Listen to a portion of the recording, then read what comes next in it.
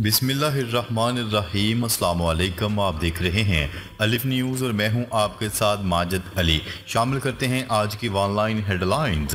اسرائیل نے لبنان پر بڑا حملہ کر کے حزب اللہ کے خلاف جنگ کا آغاز کر دیا۔ اسرائیلی فوج نے لبنان کے دارالحکومت بیروت پر بڑا حملہ کرتے ہوئے مزاحمتی تنظیم حزب اللہ کے خلاف باقاعدہ جنگ کا آغاز کر دیا۔ غیر ملکی میڈیا کی رپورٹس کے مطابق بتایا گیا ہے کہ اسرائیل نے لبنان کے دارالحکومت بیروت پر حملے کیے، جس کی تصدیق کرتے ہوئے اسرائیلی فوج نے کہا کہ بیروت میں حزب اللہ کے خلاف ٹارگیٹڈ اسٹرائک کی گئی ہے۔ بیروت میں ایک رہائشی عمارت میں F-35 لڑاکا طیاروں کے ذریعے 2 حملے کیے گئے، جس میں ہلاکتوں کا خدشہ ہے۔ جنوبی لبنان میں بھی حزب اللہ کے کارکنان پر حملہ کیا گیا، جس میں ایک شہری جاں بحق ہو گیا۔ ان فضائی حملوں میں اتارون، میس جلیل، طیبہ، اودیسا اور یارون میں حزب اللہ کو نشانہ بنایا گیا۔ امریکی صدر جو بائیڈن کی مدت ختم ہونے سے پہلے غزہ میں جنگ بندی ممکن نہیں، نئی رپورٹ سامنے آ گئی۔ وال اسٹریٹ جرنل کے مطابق امریکی حکام کا خیال ہے کہ اسرائیل اور حماس کے درمیان غزہ میں جنگ بندی کا معاہدہ جنوری میں صدر جو بائیڈن کے عہدہ چھوڑنے سے قبل ممکن نہیں۔ عرب میڈیا کی رپورٹ کے مطابق اخبار نے وائٹ ہاؤس، محکمہ خارجہ اور پینٹاگون کے اعلیٰ سطحی اہلکاروں کا نام لیے بغیر حوالہ دیا۔ ان اداروں نے تبصرے کی درخواستوں کا فوری جواب نہیں دیا۔ پینٹاگون کی ترجمان سبرینا سنگھ نے رپورٹ شائع ہونے سے قبل جمعرات کو صحافیوں کو بتایا، میں آپ کو بتا سکتی ہوں کہ ہمیں یقین نہیں کہ معاہدہ ٹوٹ رہا ہے۔ امریکی وزیر خارجہ اینتھنی بلنکن نے 2 ہفتے قبل کہا تھا کہ جنگ بندی کے معاہدے پر 90% اتفاق ہو گیا ہے۔ امریکہ اور ثالثین قطر اور مصر کئی مہینوں سے جنگ بندی کی کوششیں کر رہے ہیں، لیکن اسرائیل اور حماس کو حتمی معاہدے تک لانے میں ناکام رہے ہیں۔ مغربی ایشیا میں بڑھتی ہوئی کشیدگی، مختلف ایئر لائنز کی پروازیں منسوخ۔ اسرائیل کی جانب سے لبنان میں کیے گئے حالیہ حملوں کے بعد مغربی ایشیا میں صورتحال مزید کشیدہ ہو گئی ہے۔ مختلف ایئر لائنز نے اس تناظر میں اپنے طیاروں کی پروازیں منسوخ کر دی ہیں تاکہ کسی بھی غیر متوقع صورتحال سے محفوظ رہا جا سکے۔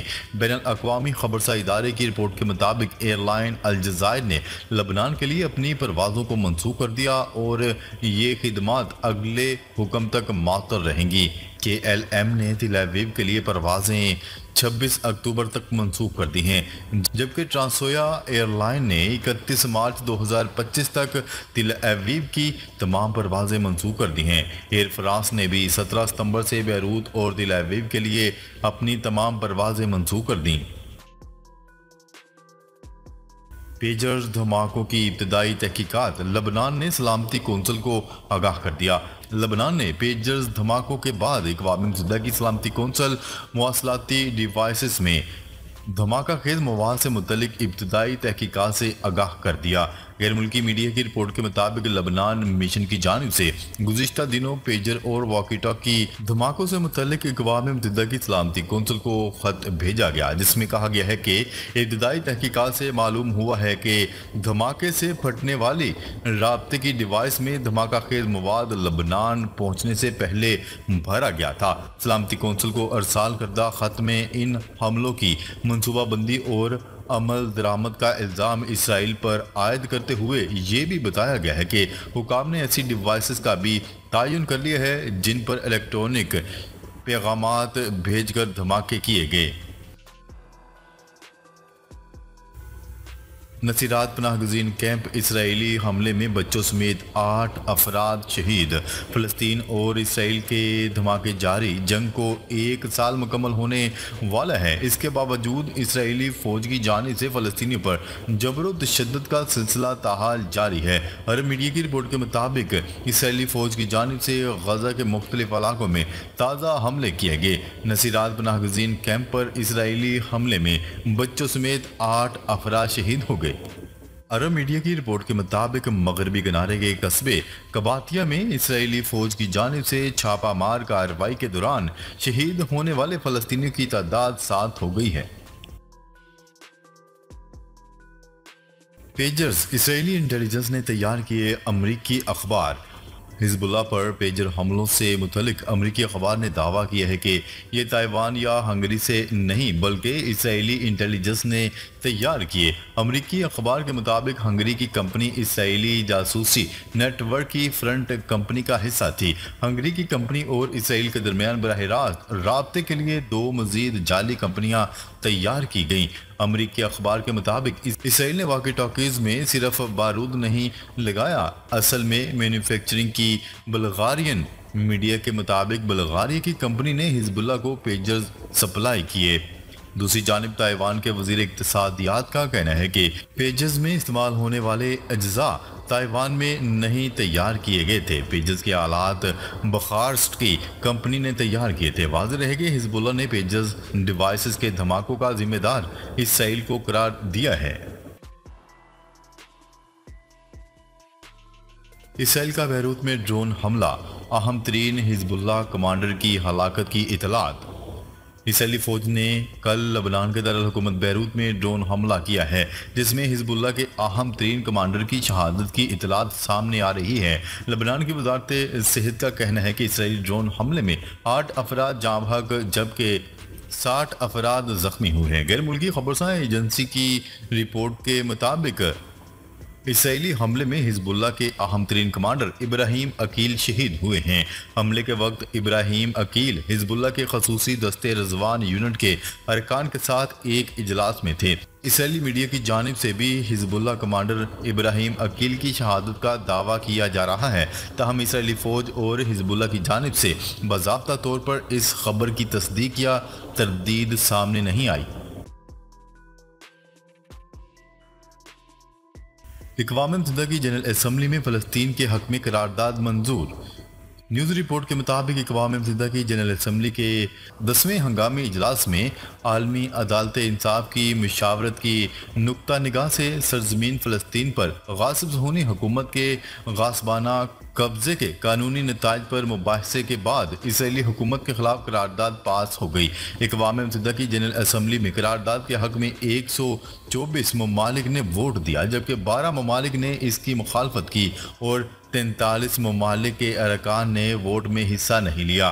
قرارداد میں کہا گیا کہ اسرائیل 1 سال کے اندر غزہ اور مقبوضہ مغربی کنارے کے علاقوں سے اپنی موجودگی ختم کرے۔ دوسری جانب اسلامی جمہوریہ ایران نے اقوام متحدہ کی جنرل اسمبلی میں فلسطین سے قبضہ ختم کیے جانے کی قرارداد کی بھرپور حمایت اور صہیونی حکومت کی نسل پرستانہ پالیسیوں کی ٹھوس مذمت کی ہے۔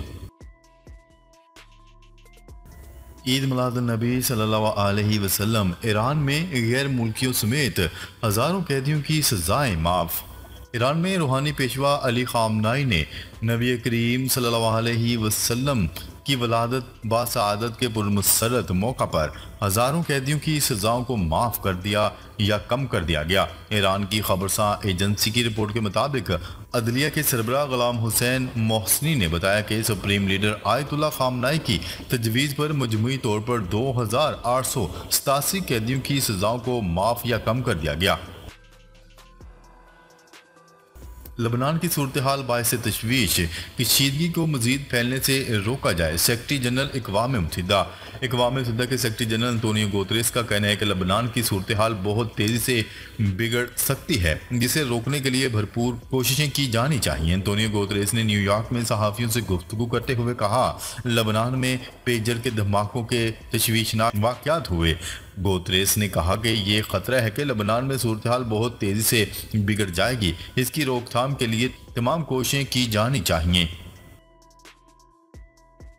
اسرائیل کے جنوبی لبنان میں مز الجلیل اور وادی بقا سمیت 70 مقامات پر 100 سے زائد حملے۔ مواصلاتی آلات سے دھماکوں کے بعد اسرائیل نے جنوبی لبنان میں 70 مقامات پر 100 سے زائد حملے کر دیے۔ خبرساں ادارے کی رپورٹ کے مطابق اسرائیلی فوج کا کہنا ہے کہ جمعرات کی شب اسرائیلی ہوائی جہازوں نے 2 گھنٹوں تک جنوبی لبنان میں الجلیل، طیبہ، بلیدہ اور وادی بقا سمیت کئی علاقوں میں اہداف کو نشانہ بنایا، جہاں راکٹ لانچرز بیرلز کو اسرائیل پر حملے کے لیے تیار کیا جا رہا تھا۔ قومی اسمبلی میں پارٹی پوزیشن تبدیل۔ الیکشن ترمیمی ایکٹ سے متعلق اسپیکر کے الیکشن کمیشن کو خط کے بعد قومی اسمبلی سیکریٹریٹ نے نئی پارٹی پوزیشن جاری کر دی۔ نئی پارٹی پوزیشن میں پی ٹی آئی کے تمام 80 ارکان کو سنی اتحاد کونسل کا رکن ظاہر کر دیا گیا۔ اس سے پہلے 39 ارکان کو تحریک انصاف اور 41 کو آزاد ڈکلیئر کیا گیا تھا۔ پارٹی پوزیشن میں تبدیلی کے بعد نون League Peoples Party J U I سے واپس لی جانے والی نشستوں کا بھی ذکر کیا گیا۔ قومی اسمبلی سیکریٹریٹ کی جانب سے اسپیکر کے الیکشن کمیشن کو خط کے فوری بعد نئی پارٹی پوزیشن جاری کی گئی ہے۔ پریکٹس اینڈ پروسیجر ترمیمی آرڈیننس پر عمل درآمد شروع ہو گیا۔ جسٹس منیب اختر 3 رکنی ججز کمیٹی میں شامل نہیں۔ چیف جسٹس قاضی فائز عیسیٰ نے جسٹس امین الدین خان کو کمیٹی رکن نامزد کر دیا۔ جسٹس امین الدین خان سینیورٹی لسٹ میں 5ویں نمبر پر ہیں۔ رجسٹرار سپریم کورٹ نے نوٹیفیکیشن جاری کر دیا۔ واضح ہے کہ یہ 3 رکنی ججز کمیٹی بینچز تشکیل اور انسانی حقوق کے مقدمات کا جائزہ لیتی ہے۔ ناظرین، اب تک کے لیے اتنا ہی۔ مزید خبریں لے کر بہت جلد آپ کی خدمت میں حاضر ہوں گے۔ تب تک کے لیے اپنا خیال رکھیے گا۔ اللہ نگہبان۔